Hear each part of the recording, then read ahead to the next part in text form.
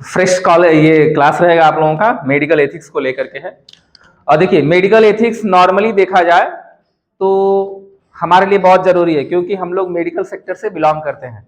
तो ये ऐसा नहीं है कि केवल एक प्यून होगा उसको भी मेडिकल एथिक्स की जानकारी होनी चाहिए, लेकिन हम प्यून के लिए कोई कॉलेज या कोई सिलेबस या कोई कोर्स नहीं होता है बेसिकली, तो हम ही लोग उनको गाइड करते हैं। ठीक है, तो बेसिकली मेडिकल एथिक्स पढ़ाने का सबसे बड़ा मकसद ये रहा कि आपको ये जानना है कि आप ये जो काम कर रहे हो क्या कानूनी तौर पर सही है कि नहीं है, या आपको इसमें ये भी सीखने को मिलेगा कि कानूनी तौर पर जो भी काम कर रहे हैं क्या वो सिस्टम के अंदर आता है, यानी कि कानून के अंदर आता है, लीगल आता है कि नहीं आता है, या ऐसे काम जो लीगल नहीं है और आप उसको कर रहे हो तो उसके लिए क्या धाराएं आप पे लागू होंगी, क्या सजाएं आपको दिया जाएगा, ये सारी चीजें आपको मेडिकल एथिक्स में देखने को मिलेगा।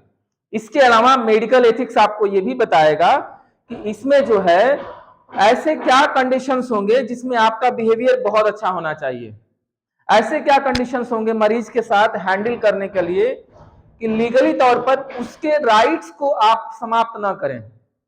पेशेंट राइट्स हम लोग पढ़ेंगे इसमें, या इंट्रोडक्शन वाले में हम लोग पढ़े होंगे जिनको भी मेडिकल एथिक्स पढ़ाया गया कि पेशेंट का भी अपना एक अधिकार है, वो आ करके आपके हॉस्पिटल या क्लिनिक या जो भी आपका लैब है, जो भी चीजें हैं जहां पर वो सर्विस लेना चाहता है, वो आएगा, पे करेगा और वो सर्विस लेगा। तो उसके बहुत सारे राइट्स होते हैं जिसको हम नुकसान न पहुंचा पाए, इसीलिए आपको मेडिकल एथिक्स पढ़ाने की जरूरत पड़ती है। अब मेडिकल पेशेंट राइट क्या होंगे एक बार क्वेश्चन पे देख लेते हैं। जैसे आप ना सपोज एक लैब चला रहे हो, आप मरीज आया आपके पास, आपने कहा, उसने कहा कि हमको सीबीसी टेस्ट कराना है। ठीक है, तो सीबीसी बेसिकली कराएगा 200 रुपए का है मान लेते हैं, आपने 200 के बजाय 300 चार्ज किया। ठीक है, अब वो क्या करेगा, आपसे रसीद मांगेगा, है ना, पेमेंट कर रहा है ऑब्वियसली, तो आपसे रसीद मांगने वाला है, 200 रुपए का आपसे रसीद मांगेगा। और अगर जो आपने रसीद देने से मना कर दिया तो फिर वो उसका राइट्स का हनन आपने किया, जो उसका अधिकार था कि आपको हम पे कर रहे हैं तो आपको जो है कि रसीद देना होगा। इसके अलावा आप जिस काम के लिए लिए हैं वो काम अगर जो आपने किया ही नहीं, रिपोर्ट आपने नहीं दिया, उसको आपने बहका दिया कि ठीक है तुम कल आना, कल आया तो फिर आपने बोला कि परसों आना, या आपने बस ट्यूब देख करके सिंपल ऐसे ट्यूब लिया, जांच धीरे से उसके पीछे गए और धीरे से हाँ ठीक है चढ़ा करके दे दिए, मतलब कहीं ना कहीं आपने अनलीगल या इलीगल काम किया है। लेकिन पेशेंट का राइट है कि आपसे रिपोर्ट लेगा, उस रिपोर्ट्स को चैलेंज भी कर सकता है, ये बात मानते हैं। एक पेशेंट के तौर पे यदि आप कहीं जाते हैं लैब पर, और लैब ही नहीं, अगर जो आप ड्रेसिंग के लिए जा रहे हो, सिंपल पट्टी लगवाने के लिए भी, तो आपका अधिकार है, अगर जो बिल मिलता है 50 रुपए का काम हुआ है, 500 का बिल मिलता है, तो पूछने का अधिकार आपका है। तो उन सब अधिकार यानी कि पेशेंट राइट्स को यदि आप किन्हीं कारणों से आहत करते हैं तो कहीं ना कहीं वो गलत माना जाएगा। तो ऐसी गलती आपसे न हो इसलिए आपको क्या पढ़ाया जाएगा, मेडिकल एथिक्स। मेडिकल एथिक्स में बर्ताव को लेकर पढ़ाया जाएगा, लीगली क्या सही है क्या गलत है, कौन सा काम को कैसे करना है। कोड ऑफ कंडक्ट पढ़े हैं आप लोग लास्ट क्लासेस में, कोड ऑफ कंडक्ट ये भी एक बहुत अच्छा है। कोड ऑफ कंडक्ट का मतलब है वो नियम को बताता है कि कौन से नियम कैसे लागू होते हैं, किस चीज को कैसे हैंडल करना है। जैसे रिकॉर्ड्स रखना भी एक बहुत बड़ा इंपॉर्टेंट है। किसी मरीज से आपने पैसा लिया, उसका काम किया, तो आपके पास क्या होना चाहिए, रिकॉर्ड होना चाहिए। कल को वो चैलेंज करेगा तो चैलेंज से बचने के लिए आपके पास रिकॉर्ड होना चाहिए ना। तो ये सारी चीजें कि उसको क्यों रखना है, क्यों रखा जाता है, या पेशेंट के राइट्स क्या होंगे और हम ऐसा काम क्या करेंगे कि पेशेंट का राइट खराब हो रहा है, अगर जो आपने खराब किया।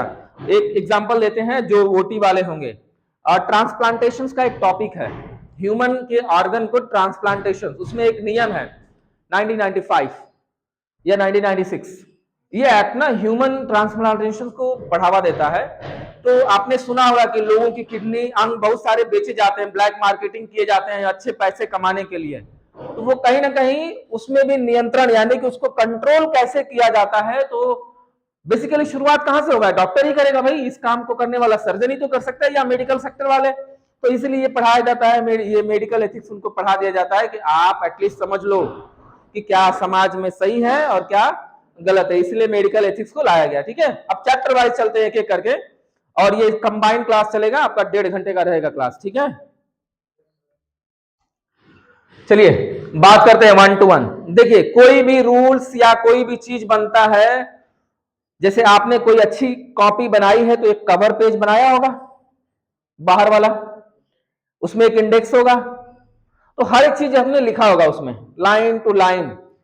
और जिसने ये पूरी किताब बनाई ना उसको क्या कर दिया, वो परमानेंट रखने के लिए हम क्या करते हैं नॉर्मली, जैसे हमने ये पोस्टर्स बनाए हैं तो ये बहुत लंबे समय तक रहे तो हम क्या करते हैं फ्रेमिंग करते हैं नॉर्मली, या खूब बढ़िया से कवर लगा के ऐसा रखते हैं कभी खराब ना हो, लंबे समय तक चले। तो पहला पॉइंट आता है आपका लीगल फ्रेमवर्क। जो भी लीगल यानी कि नैतिक तौर पर जो सही है या कानूनी तौर पर जो बातें सही होंगी उनको हमने एक ढांचे में क्रमवश ऐसे रख दिया है और उसी को हम लोग बोलते हैं लीगल वर्क, लीगल फ्रेमवर्क। ठीक है, understand the legal framework governing health care practices including की लॉस एंड रेगुलेशंस। इसमें क्या क्या है, तो लॉस है और रेगुलेशंस है। अब क्वेश्चन आता है लॉ क्या है। लॉ यानी कि विधि को बोलते हैं, विधि सब लोग समझते हैं। तो कॉन्स्टिट्यूशनल लॉ की बात हो रही है यहां पर, जो लॉस यानी कि क्या होंगे ये कॉन्स्टिट्यूशनल लॉ, यानी कि जो संविधान में जो भी नियम लिखे गए होंगे उसकी बात कर रहा है, और उसको चलाने की प्रक्रिया को हम लोग रेगुलेशंस बोलते हैं। ठीक है, ध्यान रखिएगा, लॉ अलग है और रेगुलेशंस का मतलब है हम इस कानून को कैसे चला रहे हैं। फैन का रेगुलेटर कितनी स्पीड चलानी है हम अपने से कंट्रोल कर सकते हैं, तो ठीक इन्हीं लॉस को हम कैसे चलाएंगे ये रेगुलेशन बताता है। यहां तक क्लियर है सबको कि लीगल फ्रेमवर्क क्या है। तो हर लीगल चीज को बढ़िया से गवर्निंग करने के लिए हमने कुछ चीजें बनाई है जैसे लॉ, और उसको कैसे रेगुलेट किया जाए, ये पूरी व्यवस्था यानी कानून और कानून को कैसे चलाया जाए ये पूरा कौन बताएगा, लीगल फ्रेमवर्क। ठीक है, यहां तक सबको क्लियर है।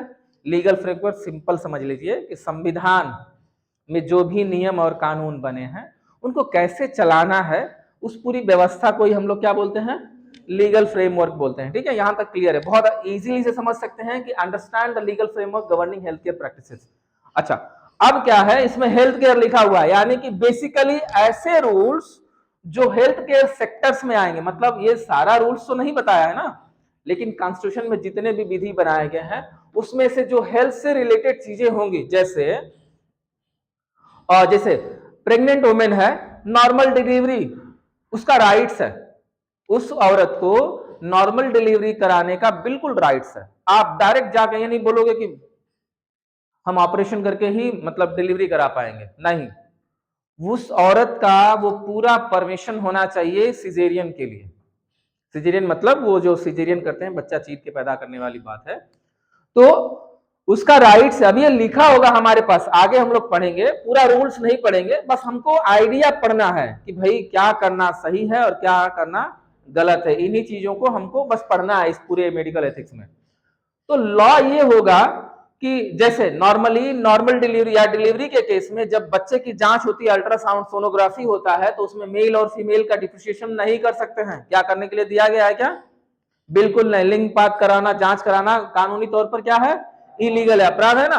तो जैसे वो एक रूल है मेडिकल लाइन में, और उसी को कैसे चलाना है ये रेगुलेशंस है। टोटल फ्रेमवर्क ये कहता है कि जो भी लॉस होंगे जो हेल्थ के प्रैक्टिस में लिए जाएंगे उनको कैसे रेगुलेट किया जाए, ये कौन बताएगा, लीगल फ्रेमवर्क बताएगा। यहां तक सबको क्लियर है। चलिए दूसरा है medical practice management. Gain knowledge of the various models of the medical practices management, including their advantage and disadvantage.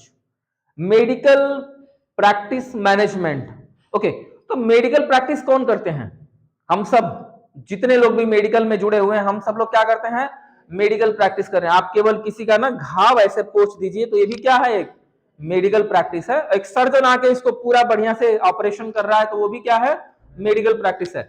उस मेडिकल प्रैक्टिस को मैनेज कैसे करना है, तो ये हमको इसी में मेडिकल एथिक्स में सीखने को मिलेगा, जिससे हम इस प्रैक्टिस से ये पता कर पाते हैं, या उसमें क्या पता करते हैं, तो किसी भी चीज का एडवांटेज या डिसएडवांटेज कैसे होगा। एडवांटेज एक दो एग्जांपल में बात कर लेते हैं। एडवांटेज क्या है, हम चाहते हैं कि हमारे पास बहुत मरीज आए, है ना, कमाई अच्छी हो, यही चाहते हैं, हर कोई यही चाहता है ना। अब मरीज कमा रहे तो हमने क्या किया, इनकम उतना ही होना चाहिए क्योंकि हमारे पास 10 स्टाफ है, 10 को सैलरी देनी होगी। लेकिन अब मरीज कम हो गए तो हम क्या करेंगे, अपना दाम थोड़ा सा बढ़ाएंगे, महंगा करेंगे चीजों को, ताकि हमारे पास इनकम उतना ही बना रहे।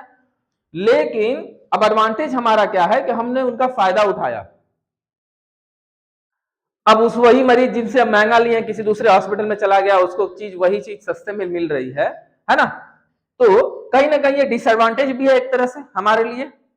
तो दो चीजें हमको इसमें सीखने को मिलती है मेडिकल प्रैक्टिसेस में, या हमारे पास वो नॉलेज आ जाएगा ये मेडिकल प्रैक्टिसेस मैनेजमेंट सीखने से क्या मिलेगा, तो इस फील्ड में क्या एडवांटेज होंगे और इस फील्ड के क्या डिसएडवांटेज होंगे। ठीक है, इस फील्ड में क्या एडवांटेज होंगे और क्या डिसएडवांटेज होंगे हम लोगों को इसमें सीखने के लिए मिलेगा। यानी कि मेडिकल प्रैक्टिसेस मैनेजमेंट में हम लोग ये चीजें नॉलेज करते हैं कि कौन सा एडवांटेज होगा और क्या डिसएडवांटेज होगा, ये सभी देखने को मिलता है। ठीक है, यहां तक क्लियर है सबको? हाँ, मेडिकल प्रैक्टिसेस मैनेजमेंट का मतलब है जो भी हम मेडिकल के लाइन में या मेडिकल फील्ड में प्रैक्टिसेस करते हैं उसमें क्या एडवांटेज है और क्या डिसएडवांटेज होंगे, वो सब जानने को भी मिलेगा हमको इसके अंदर। तीसरा है legal guideline for health professionals. Legal guideline का मतलब, गाइडलाइन सबको समझ में आता है? गाइडलाइन क्या होता है? एक निर्देश होगा जिसको आप बढ़िया से कर रहे हो, उसको भी गाइडलाइंस बोलते हैं। हम किसी को परामर्श देते हैं, वो भी क्या एक तरह से गाइडलाइन है। या बड़े नियम को हमने चलाने के लिए छोटे छोटे नियम बना लिए, ये छोटा वाला नियम क्या हम बोलेंगे, इसको गाइडलाइन बोलते हैं। ठीक है ना, जैसे एक आपको फॉर्म भरने की बारी आती है, जैसे मान लीजिए कोई फॉर्म भर रहे हैं ना सिंपली, तो उसमें ये होता है जैसे हम लोग कंसेंट फॉर्म भरते हैं, ये सबको पता होगा। कंसेंट फॉर्म हमने लिया तो बेसिकली हम लोग क्या करते हैं, नाम पता है सब तो लिखते ही है ना। तो नेम लिखना क्या है, नेम तो लिखना है। ये फॉर्म कह रहा है, रूल ये कह रहा है कि कंसेंट में नेम होना चाहिए, एज होना चाहिए, एड्रेस होना चाहिए, ये सब चीजें मतलब होनी चाहिए।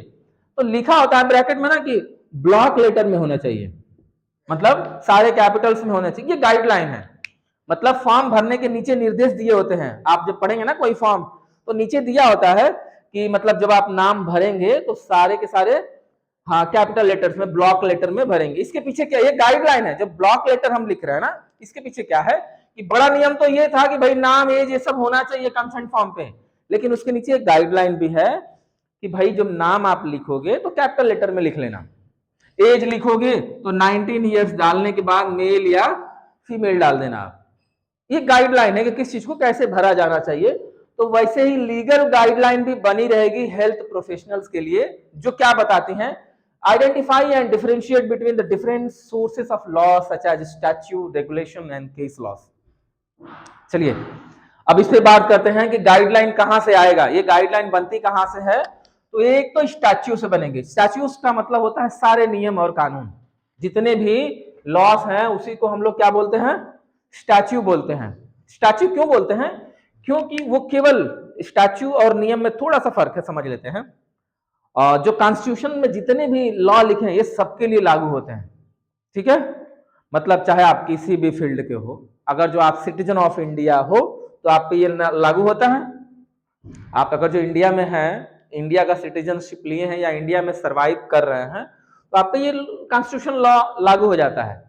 स्टैच्यू क्या है, तो पर्टिकुलर मेडिकल के लिए अलग रूल है, इंजीनियर्स के लिए अलग रूल है ना।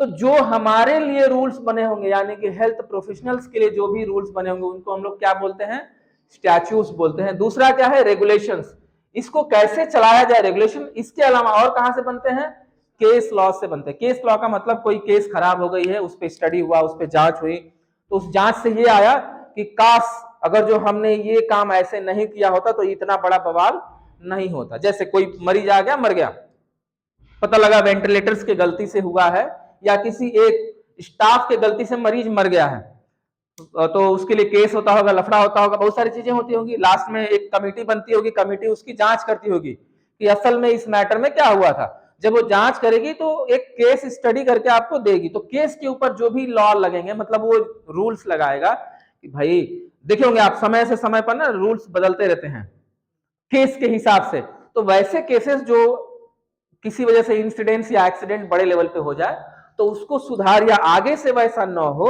तो हम लोग कुछ केस को स्टडी करने के बाद लॉ बनाते हैं, उसको हम लोग बोलते हैं केस लॉ।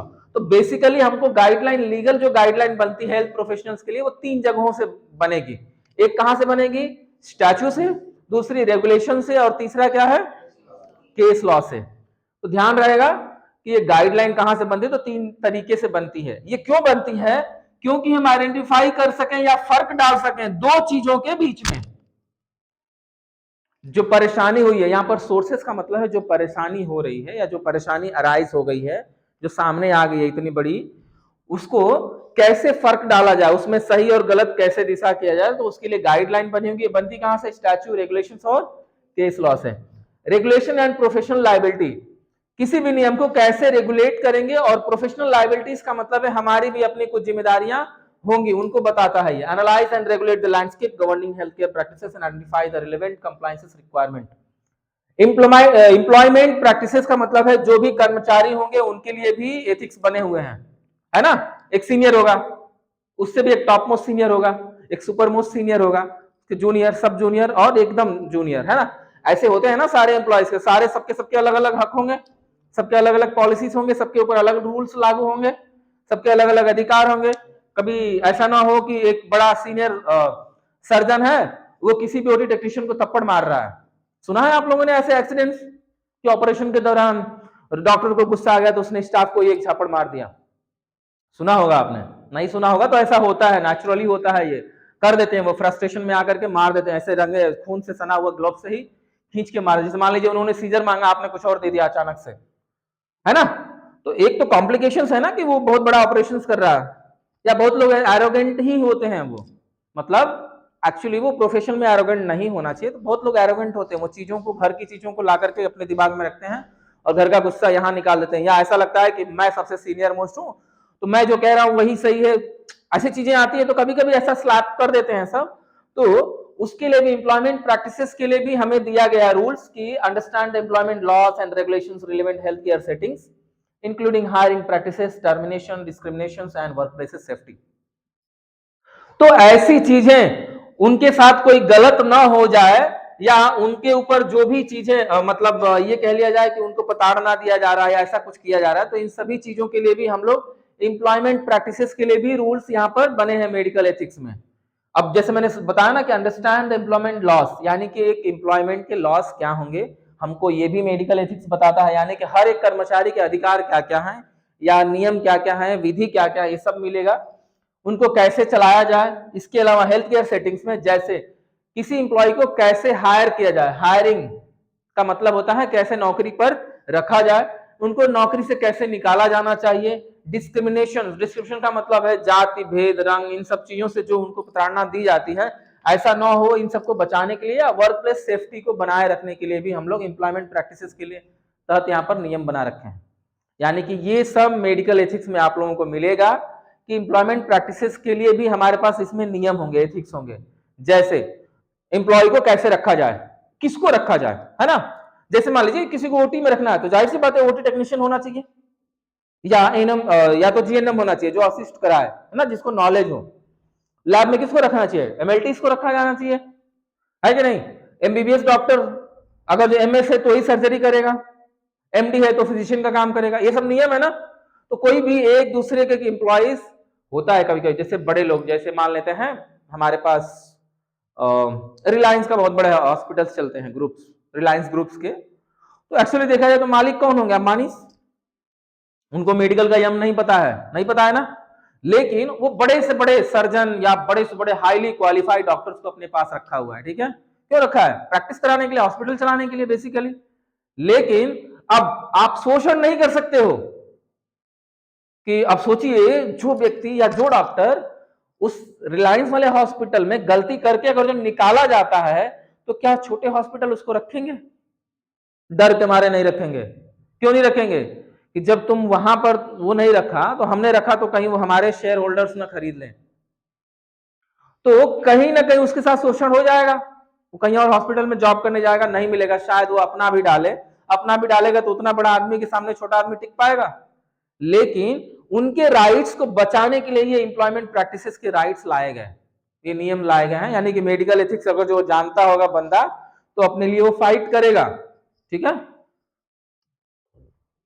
उसके बाद allocation of sources resources, analyse ethical frameworks allocating the scarce medical resources such as organs, vaccinations, medical treatment, और इन सब चीजों को लीगल तौर पर रखा गया है। लाइफ एंड डेथ भी हम लोगों को पढ़ने के लिए मिलेगा इसमें। लाइफ एंड डेथ क्या है?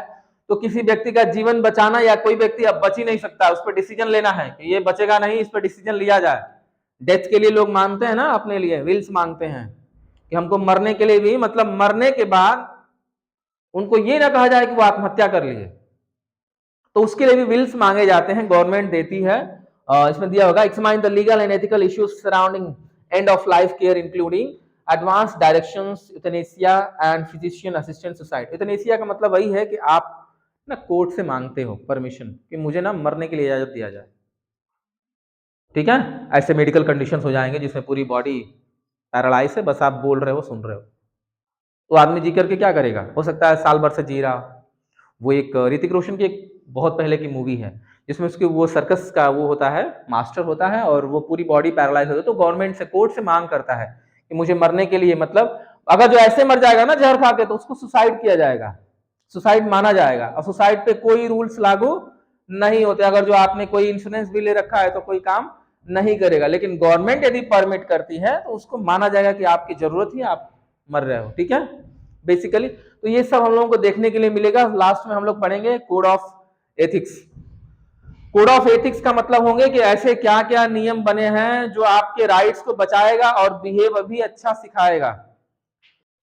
मेडिकल लॉस, एथिक्स और बायो एथिक्स। चलिए, लॉस क्या है, तो जो रूल्स बनाए गए हैं गवर्नमेंट के द्वारा या कोई ऐसी संस्था जिसे पार्लियामेंट ने भी ओके कर रखा है, उन सबको हम लोग क्या बोलते हैं, लॉस बोलते हैं ना, ठीक है। Okay, law rules enforced by the government ensuring the welfare, safety, orderly solutions conflict govern by the federal and state authorities constantly involving. वो ये कह रहा है कि जो भी नियम बनते हैं वो समाज को अच्छा बनाने के लिए बनते हैं, जैसे समाज में वेलफेयर, अच्छा व्यवहार हो, अच्छी चीजें हो, समाज विकास करे, इसलिए रूल बनाए जाते हैं, उनकी सेफ्टी बनी रहे और उनको ऑर्डरली रेजोल्यूशन हो, जो भी उनका समस्या है वो समय के अनुसार समाधान भी होता रहे। जो भी गवर्नमेंट या फेडरल अथॉरिटीज ये सब उस पर ध्यान देती हैं कि कौन रूल फॉलो कर रहा है। डब्ल्यूएचओ का नाम सुने हैं? वो इंटरनेशनल एजेंसी है जो इस पे बहुत अच्छा काम करती है, वो एक अथॉरिटी है, इंटरनेशनल अथॉरिटी है। तो स्टेट लिखा है, स्टेट का मतलब होता है राज्य नहीं, इसमें रूल्स के मामले में सिर्फ राज्य नहीं होता है। स्टेट का मतलब है इंडिया स्टेट या अदर अमेरिकन जितने भी है, सबके पूरे राज्य को चलाने का काम करती है। एथिक्स क्या होंगे, तो वो चीजें होंगी जो बिहेवियर सिखाएगा सोसाइटी के अंदर, कैसे फर्क डालेगा आपको मोरालिटी के बीच में या क्रिटिकल रिफ्लेक्शंस के बीच में, और आपको ये भी बताएगा कि कौन सा कल्चर कैसे करता है। और बायोएथिक्स क्या है, तो बायोलॉजिकली ऐसे प्रैक्टिसेस जो लाइफ डेथ से जुड़ी होंगी या ऐसी चीजें जो किसी के सम्मान से, रेपुटेशन से जुड़ी होंगी, जिसमें बायोलॉजिकल का बहुत रोल होगा। जैसे किसी को एचआईवी हो जाए, क्या आप पब्लिकली उसके इंफॉर्मेशन को डिस्क्लोज कर सकते हैं? एथिक्स कहता है बिल्कुल नहीं कर सकते हैं ना, यस। तो वैसे ही जो भी ऐसी चीजें आएंगी तो हमारी एथिक्स ये कहेगी कि सिखाएगी कि कौन से चीज पे आपको कैसे बिहेव करना है ताकि उस व्यक्ति की गरिमा समाज में बनी रहे, ठीक है ना। नॉर्मली जाके चिल्लाना नहीं है पूरे गांव में, ठीक है, क्या फलानवा को तो ये है, हम चेक किए हैं, नहीं बिल्कुल नहीं, सुसाइड कर लेगा, आप जेल चले जाएंगे। मेडिकल एथिक्स यही कहते हैं कि डिस्क्लोज नहीं करना है, रूल्स ये है ना। तो जब डिस्क्लोज करेंगे, आप किसी को पता लग गया कि इन्होंने ही ये बात गांव में ऐसे कानो कान बताई थी, तो आप जाएंगे जेल, ठीक है। तो ये सारी चीजें चलिए ठीक है। मेडिकल लॉ, एथिक्स या बायोएथिक्स, जो भी मेडिकल लॉज क्या थे, तो वो लॉज जो रिफर करते हैं रेगुलेशंस या गवर्निंग मेडिकल प्रैक्टिसेस को, जो पेशेंट की सेफ्टी, वेलफेयर और जस्टिस के लिए बनाए गए हैं, ठीक है ना। यानी कि लॉ या मेडिकल लॉ वो होंगे जिसमें हम पेशेंट की सेफ्टी, उनके अधिकार को बचाने के लिए और इसके अलावा उनको न्याय दिलाने के लिए ही ये बनाए गए हैं। हिंदी में देख लेते हैं। चिकित्सक विधि उन नियमों पर, कानूनों को कहते हैं जो चिकित्सा अभ्यास को नियंत्रित करते हैं, कंट्रोल करते हैं, ताकि मरीजों की सुरक्षा, कल्याण और न्याय सुनिश्चित किया जा सके। इसमें क्या क्या चीजें हम लोगों को देखने के लिए मिलेगी, जैसे medical council act. Medical council act क्या होता है, जो रजिस्ट्रेशन कराते हैं, याद है, बीओटी वाले, ठीक है। कंज्यूमर प्रोटेक्शन एक्ट, कंज्यूमर का मतलब है वो एक तरह से कस्टमर है ना आपका, तो कस्टमर के अधिकार को यानी पेशेंट के राइट को कैसे कैसे बचाया जाएगा, ये एग्जांपल के तौर पर ऐसे बहुत सारे मिलेंगे हम लोगों को। क्लिनिकल इस्टेब्लिशमेंट एक्ट, मतलब किसी भी डॉक्टरी को कैसे रखा जाए, कैसे रजिस्ट्रेशन कराना है, कैसे चलाना है, क्या क्या परमिशन लेनी पड़ेगी, कहां से लेनी होगी, ये सारी चीजें हम लोगों को इसमें मिलेगा। एक और है एथिक्स को लेकर के अगला पॉइंट,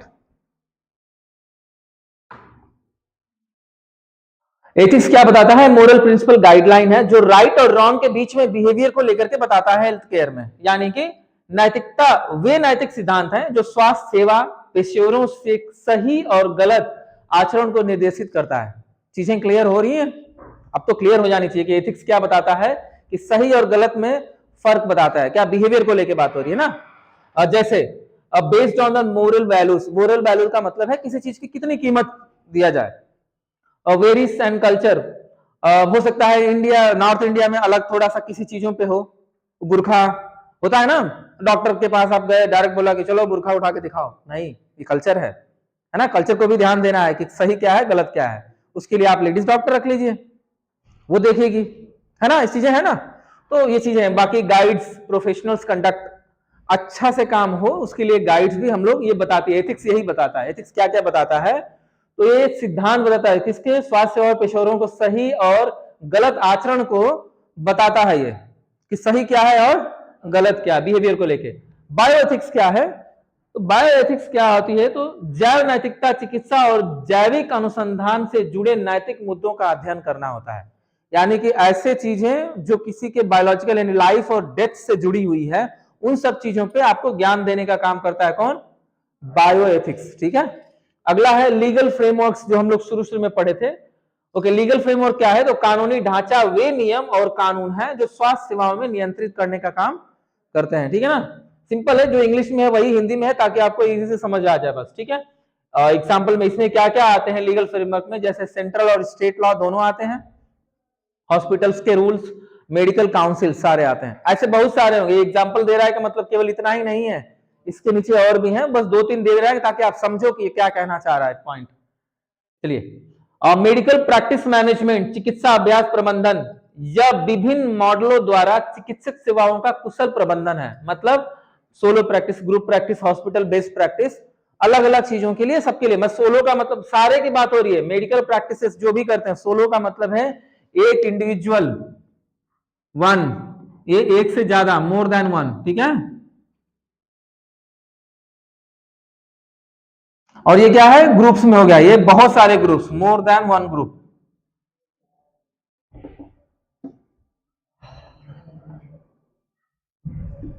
ठीक है ना।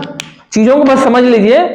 ये बताता है, एडवांटेज भी बताता है, डिसएडवांटेज। एडवांटेज में क्या होगा? बेटर पेशेंट केयर करिए, ऑर्गेनाइज सिस्टम से करिए। ऑर्गेनाइज सिस्टम का मतलब है जो नियम बने हैं उसके हिसाब से काम करिए। डिसएडवांटेज क्या होगा? हाई कॉस्ट या लीगल रिस्क। लीगल रिस्क का मतलब है इलीगल काम कर रहे हो आप, इसलिए लीगल का रिस्क आ जा रहा है। सब सारी चीजें, जैसे बायोमेडिकल वेस्ट, सबसे बड़ा मेडिकल इंडस्ट्री का सबसे बड़ा इलीगल या डिसएडवांटेज क्या है? तो मेडिकल, बायोमेडिकल वेस्ट। कितने लोग पढ़े हैं बायोमेडिकल वेस्ट क्या होता है? उसके मैनेजमेंट के नियम पढ़े हैं आप लोग? हाँ, वो मेडिकल इंडस्ट्री में सबसे बड़ा, अगर जो मेडिकल को कोई छवि खराब करता है, मेडिकल की छवि या मेडिकल का जो भी, हम लोग तो एक तरह से भगवान की तरह मानते हैं ना हम लोगों को। लोग जो बच जाएगा वो तो यही कहेगा ना कि आप उसके लिए क्या हो, भगवान हो बेसिकली। लेकिन इन सभी पे पानी फेरने का काम केवल बायोमेडिकल वेस्ट करता है। वो सारी पानी फेरता है वो। कि हम क्या करते हैं, एक सुई लगाया और डायरेक्ट नहर में जाके डस्टबिन से पलट दी। हमने इतने लोगों को जान बचाया, फिर जोखिम भी किया, इतने लोगों के लिए डाल दिया हमने पोल्यूशन बना करके। तो सबसे ज्यादा डिसएडवांटेज अगर जो मेडिकल सेक्टर में है कोई कोई चीज, तो वो है सिर्फ बायोमेडिकल वेस्ट। और अब तो बहुत नियम, 2016 में बहुत सख्त नियम आ गए हैं कि बायोमेडिकल वेस्ट मैनेजमेंट 2016 का एक रूल आया है, उसको सबको पढ़ना होगा। क्योंकि जब आप कोर्स करके खत्म करके जब आप आओगे ना फील्ड में, तो वही रूल्स लागू होंगे। अब एकदम सख्त हो गया है, करोड़ों के फाइन, जेल, 5-5 साल जेल है बायोमेडिकल वेस्ट वालों को। करोड़ों की फाइन है भाई, करोड़ों की फाइन। अगर जो 5 किलो से ज्यादा बायोमेडिकल वेस्ट पकड़े गए आप डिस्पेस करने के लिए, मतलब फेंकते समय, या कहीं ऐसा देख लेगा कि आप ही ने फेंका है, तो करोड़ों रुपया फाइन है, 5 साल की जेल है। बहुत सख्त हो गया है, बहुत सख्त। क्योंकि आपको पता है कि आजकल ना बीमारियां ऐसे ही फैल रही हैं, कुछ खाने की वजह से, कुछ गंदगी की वजह से, ऊपर से हमारा बायोमेडिकल वेस्ट है। चलिए, और ये तो फ्रेमवर्क हो गया। ओके, लीगल गाइडलाइंस क्या होती हैं? लीगल गाइडलाइंस ये दिशा निर्देश स्वास्थ्य कर्मियों को कानून का पालन करने और कानूनी समस्याओं से बचने में मदद करते हैं। कौन से? Legal guideline for health professionals. ये किसके लिए काम आता है? हमारे लिए, बचाने के लिए। ठीक है ना, हमारी व्यवस्थाओं को बचाने के लिए। जैसे स्टैच्यूटरी लॉ, कानूनी अधिनियम, रेगुलेशंस नियम और न्यायालय का निर्णय जो केस लॉस होते हैं। रेगुलेशन एंड प्रोफेशनल लायबिलिटी अधिकारों की लापरवाही या गलत आचरण के लिए स्वास्थ्य पेशेवर कानूनी रूप से जिम्मेदार होते हैं, ठीक है ना। लायबिलिटीज का मतलब है हमें वो काम दिया गया है और अपने काम को अगर सही ढंग से नहीं करेंगे तो उसके लिए भी तो दिक्कत है, आगे वाले को प्रॉब्लम हो जाएगी। हमें हमारा काम क्या है, बेसिकली पेशेंट का केयर करना, हम पैसे भी ऐंठ रहे हैं बहुत ज्यादा, तो गलत है ना वो। तो वही चीज बता रहा है कि लापरवाही या गलत आचरण के लिए स्वास्थ्य पेशेवर कानूनी रूप से जिम्मेदार होते हैं, ये बताता है यही पॉइंट। तो उनको कैसे रेगुलेट किया जाए, उनकी लायबिलिटी उनको बताई जाए कि भाई आपकी जिम्मेदारी ये है, इसको ध्यान रखने की जिम्मेदारी भी आपकी। होता है ना कि हमने तो दवा दे दिया था, आप घर गए पता नहीं खाए होंगे कि नहीं खाए होंगे, तो थोड़ा बहुत हम पूछते भी हैं कि घर पे गए तो कौन सी दवा खाए थे, एक बार दवा दिखा दीजिए। जैसे किसी को रिएक्शन हो गया ना घर जाते ही, तो नॉर्मली जब दोबारा डॉक्टर के पास जाता है तो डॉक्टर उस दवा को मांग के पूछता है, खोखा ही दिखाइए उसको, वो उसका अधिकार है जानने के लिए। या आपको कोई दिक्कत होती है तो हम उसके लिए जिम्मेदार है, क्योंकि दवा तो हमने ही लिख के दिया हुआ है ना। वही चीजें हैं। एम्प्लॉयमेंट प्रैक्टिसेस ये पढ़े थे। स्वास्थ्य सेवा में रोजगार प्रथाएं, इसमें भर्ती, सेवा समाप्ति, कार्यस्थल सुरक्षा और भेदभाव से जुड़े नियम शामिल होते हैं। इसमें क्या हम लोगों को मिलेगा, एम्प्लॉयमेंट प्रैक्टिसेस हेल्थ केयर में हमारे लिए ही, एम्प्लॉइज के लिए बेसिकली है कि हमको हायरिंग कैसे करेंगे, टर्मिनेट, सेफ्टी या डिस्क्रिमिनेशन से कैसे बचा जाए, हमको ये पूरा नियम बताएगा। एरिया क्या है मुख्य रूप से, इसमें क्या क्या मिलेगा, work place safety, equal opportunity, staff rights. Equal opportunity का मतलब है ना कि भेदभाव नहीं होना चाहिए, सबके लिए एक बराबर की अपॉर्चुनिटी मिलनी चाहिए। एलोकेशन ऑफ फैक्टर्स, जो भी समिति चिकित्सा संस्थानों न्याय संगत वितरण के लिए नैतिक सिद्धांतों पर उपयोग किया जाता है, ऑर्गन डोनेशन हो या कोई वैक्सीन या सब चीजें, सबको एक समान होना चाहिए, ठीक है ना। इसको इलीगल तौर पे नहीं करना चाहिए, इसको लीगल तौर पे करना चाहिए। इसके नियम होंगे, नियम के हिसाब से करेंगे आप। बहुत सारे देखे होंगे कि कोई कंपनी नया वैक्सीन बनाती है तो जानबूझ के इलीगल तरीके से बिना किसी को बताए वो टेस्टिंग के लिए बच्चों पे करा देती है। अक्सर ये न्यूज में देखने को मिलता है, ऐसा नहीं करना चाहिए। ऑर्गन डोनेशन, ऑर्गन डोनेशन कर रहे हो तो आप गवर्नमेंट को बताओ, इस मरीज का निकाल के इस मरीज को हम लगाने वाले हैं। मतलब सारी चीजें सिस्टम ढंग से करोगे, वही एलोकेशंस की बात करा कि सही ढंग से किसी काम को करिए। लास्ट में है बस लाइफ एंड डेथ, एक और होगा बस लाइफ एंड डेथ। इसमें जीवन के अंतिम चरण में जुड़े नैतिक और कानूनी मुद्दे शामिल होते हैं, जैसे एडवांटेज ऑफ डायरेक्टिव्स, पूर्व निर्देश, एथनेसिया, इच्छा मृत्यु मांगना या लाइफ सपोर्ट जैसे को हटाने की बात हो रही है। मतलब लाइफ और डेथ, कभी कभी ऐसा होता है कि क्या मरीज पे पैसा लगाना जरूरी है, मरीज पे समय लगाना जरूरी है कि कहीं पता नहीं बचेगा कि नहीं बचेगा। तो ऐसे बहुत सारे सिचुएशंस आते हैं, तो उसमें एथिक्स में ना हम लोग एथिक्स की कमेटी बैठ करके डिसाइड करते हैं कि इस मरीज का जो भी ऑक्सीजन लगा है उसको निकालना चाहिए कि नहीं चाहिए, क्योंकि उस मर जाएगा ना उसके बाद, ये तो 100% मर जाएगा, भले ही वो मरने की स्थिति में है, लेकिन जैसे ही, तो उसको कैसे बचाया जाए, उसके राइट्स को, लाइफ एंड डेथ के इश्यूज भी हम लोग इसमें एथिक्स में पढ़ेंगे, ठीक है। लास्ट में कोड ऑफ एथिक्स, ये सिंपल बता देगा, न्यायिक आचार संहिता पेशेवर आचरण में मानव निर्धारित करती है। ओके, मानक का मतलब होता है कि एक नियम बना रहेगा, लिमिटेशंस, भाई आप इससे ज्यादा नहीं कर सकते हो, है ना। जैसे बच्चे का, आप प्रेग्नेंट वोमेन के बच्चे, कोख में पल रहा बच्चे को आप उसके कंडीशंस देख सकते हो, मेल फीमेल नहीं कर सकते हो, अगर जो किए तो क्या होगा, जेल होगा। तो मानक सेट है कि आप इससे ज्यादा नहीं कर सकते, इतना तक रहिए भाई, इससे ज्यादा नहीं किए। तो वो एथिक्स यही बताएगा, एथिक्स ही आपको सिखाएगा अब कि अगर जो कोई आके कहे कि 1 करोड़ दे रहे हैं तुम चेक करके बता दो, नहीं करना है। एथिक्स क्या कहती है कि करना ही नहीं, वो अपराध है। सिंपल, यही पर नोट्स कंप्लीट है।